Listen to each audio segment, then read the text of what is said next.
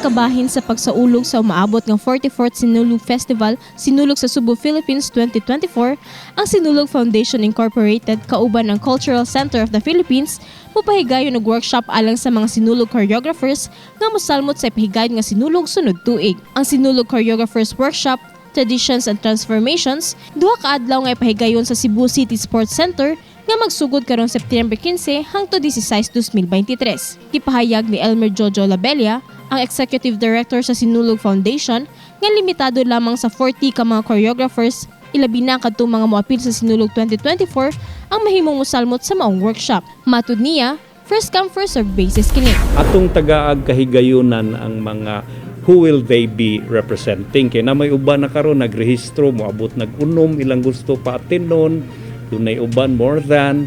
So ato laning ko anon ron nga siguro di lang i-accommodate nato tanan kay ang gusto sa CCP 40 ra gyud ka tawo ang actively participating. All choreographers, especially kadtong musalmot sad sa atong sinulog. Oo, dili lang basta mo nang kuanon man nato ang background, who will they be representing unsang grupuha. Dili ni basta-basta lang pod kay para man ni sa atong sinulog sa Cebu, Philippines. Matud ni Labella, kada tuig nila ginapahigayon ang workshop. Apan ang nakalahi karong tuiga kay mismong Cultural Center of the Philippines kung CCP mao ang mo-facilitate sa maong workshop. Karon we have a very good opportunity because the CCP or the Cultural Center of the Philippines mohatag sila og workshop no in partnership with the Sinulog Foundation Incorporated and of course with the blessing of the city government of our mayor nga kuan gyud kay siya culturally inclined, si Mayor Mike Rama, and of course sa atong overseer for the Sinulog sa Cebu, Philippines 2024 no.